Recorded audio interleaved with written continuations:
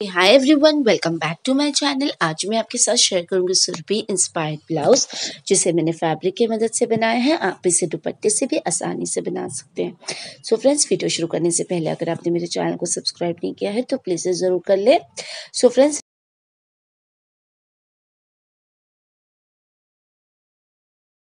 आप देखेंगे सबसे पहले फैब्रिक को एक एंड से हमने हाफ में फोल्ड कर लिया है। उसके बाद हम यहाँ एक और फोल्ड कर लेंगे। टोटल हमने यहाँ 2 फोल्ड कर लिया है। उसके बाद आप अपनी कोई भी कुर्ती या टॉप फोल्ड करके फोल्डेड साइड पे प्लेस करते हुए मेजरमेंट ले लीजिए। सबसे पहले आप यहाँ हाइट मेजर कर लीजिए। तो यहाँ मैं 15 इंच का ब्लाउज क्रिएट कर रही हूँ, लेकिन मैं 1 इंच एक्स्ट्रा ले रही हूँ सीम अलाउंस के लिए। टोटल हमने यहाँ 16 इंच पे मार्किंग दे दिया है। उसके बाद हम यहाँ शोल्डर, आर्म होल्स और साइड की फिटिंग ले लेंगे, थोड़ा सा फैब्रिक छोड़ते हुए सीम अलाउंस के लिए। इस तरीके से हम मार्किंग ले लिया है और ये सभी मार्किंग एरिया को हम कट कर लेंगे। हमने यहाँ नेक की कोई मार्किंग नहीं दी है, क्योंकि नेक की मार्किंग डिफरेंट रहेगी दोनों ही पार्ट की, फ्रंट और बैक दोनों ही पार्ट की।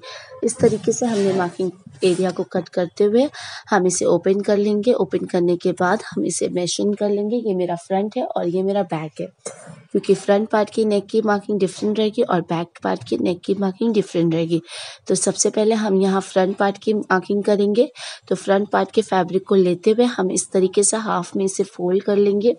उसके बाद आप टॉप से मेजर कर लीजिए आपको कितना लंबा नेक रखना है। तो यहाँ मैं 6 इंच का नेक कर रख रही हूँ। उसके बाद 1 शोल्डर एंड से और 6 इंच पे इस तरीके से कर्व वे में ड्रॉ करते हुए हम इसे कट कर लेंगे। तो फ्रेंड्स, आप देखेंगे हमारी इस तरीके से फ्रंट पार्ट के नेक की मार्किंग और कटिंग हो चुकी है। अब हम बैक पार्ट की मार्किंग देंगे। तो इस तरीके से बैक पार्ट के फैब्रिक को लेते हुए हाफ में इसे फोल्ड कर लेंगे। उसके बाद हम मेजर कर लेंगे हमें कितना लंबा नेक चाहिए। तो यहाँ मैं 10 इंच पे मार्किंग ले रही हूँ, आप अपने हिसाब से लंबाई रख सकते हैं। तो यहाँ मैं टॉप से मेजर कर लूँगी 10 इंच पे। इस तरीके से मार्किंग देते हुए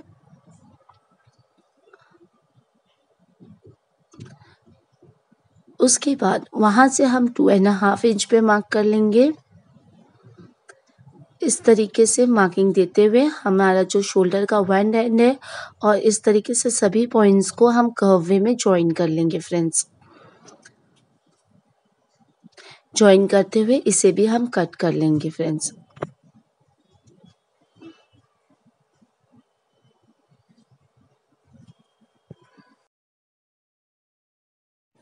तो फ्रेंड्स, आप देख रहे हैं हमारे यहाँ नेक की कटिंग हो चुकी है बैक पार्ट की। अब जो नीचे का पार्ट है उसे हमें 2 पार्ट में कट लेना होगा। इस तरीके से सेंटर से हम इसे कट कर लेंगे, क्योंकि बैक साइड पे हमें बटन लगाना है। इस तरीके से हमारे बैक पार्ट की भी कटिंग हो चुकी है, आप देख रहे हैं फ्रेंड्स। अब हमें फ्रंट और बैक पार्ट के लिए दोनों के लिए ही अस्तर भी कट कर लेना होगा।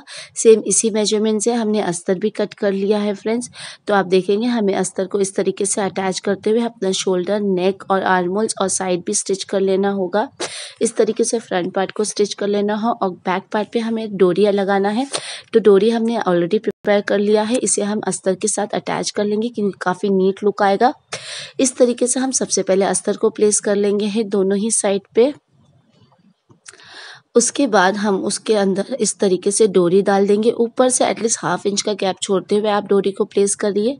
इस तरीके से हम डोरी को प्लेस करते हुए अपना शोल्डर और नेक और नीचे जो बटन के लिए कट किया था उसे भी हम इस तरीके से स्टिच कर लेंगे।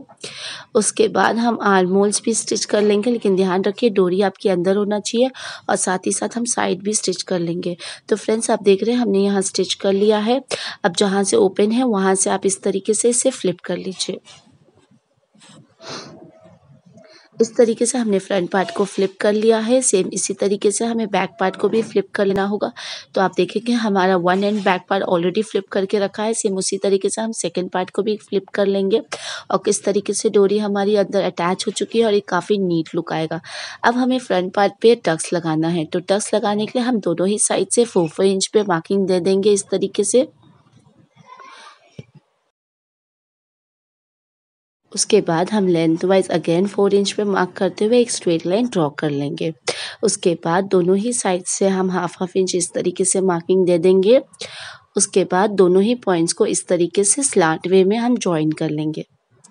सेम मार्किंग हमें दूसरी साइड भी दे देना होगा फ्रेंड्स।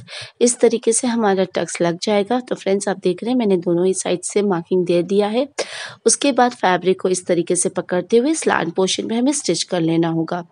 टक्स लगाने के बाद जो फैब्रिक हमने बैक साइड का तैयार किया था उसे भी आपको फ्रंट साइड पे इस तरीके से उल्टे की तरफ प्लेस करना होगा और उसके बाद आपको अपना शोल्डर अटैच कर लेना होगा फ्रेंड्स। तो फ्रेंड्स आप देखेंगे हमने अपना यहाँ शोल्डर अटैच कर लिया है और साथ ही साथ हमने अपना टक्स भी लगा लिया है। अब हमें यहाँ स्लीव की कटिंग करनी होगी। तो स्लीव की कटिंग करने के लिए हमने अगेन फैब्रिक को इस तरीके से हाफ में फोल्ड कर लिया है। हमें उतना ही फोल्ड किया है जितना हमें ज़रूरत है। उसके बाद हमने एक और फोल्ड कर लिया है। उसके बाद कॉर्नर एज पे एक पॉइंट मार्क कर लिया है। फिर वहाँ से आपका जितना भी आर्म होल है, मेरा 8 है तो मैंने 8 पे मार्किंग ले लिया है।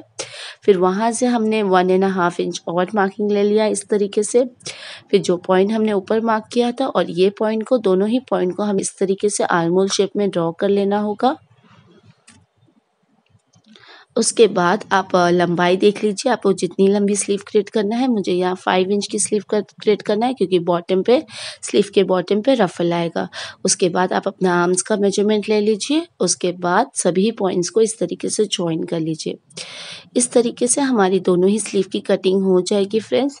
तो आप देख रहे हैं मैंने यहाँ दोनों ही स्लीव की कटिंग कर लिया है। स्लीव कट करने के बाद हमें बॉटम पे फ्लोर लगाना है। तो फ्लोर लगाने के लिए अगेन हमने फैब्रिक को कट किया है।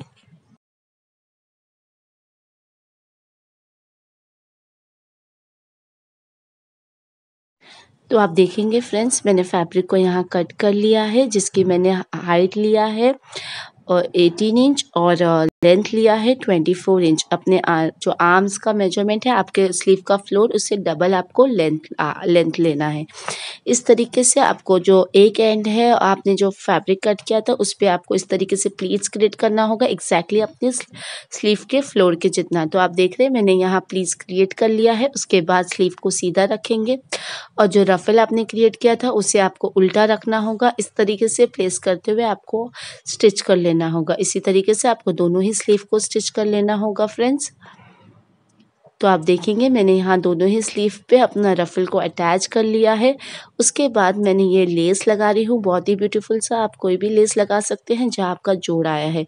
दोनों ही स्लीव पे आपको इस तरीके से लेस लगा लेना होगा। लेस लगाने के बाद आपको स्लीव को अपने ब्लाउज पे इस तरीके से अटैच कर लेना होगा। ब्लाउज को सीधा रखना होगा, स्लीव को उल्टा रखना होगा। इस तरीके से रखते हुए दोनों ही स्लीव को हमने अटैच कर लिया है। अब हमें नेक के पार्ट पे इस तरीके से बहुत ही ब्यूटीफुल सा लेस है, थोड़ी थिन है।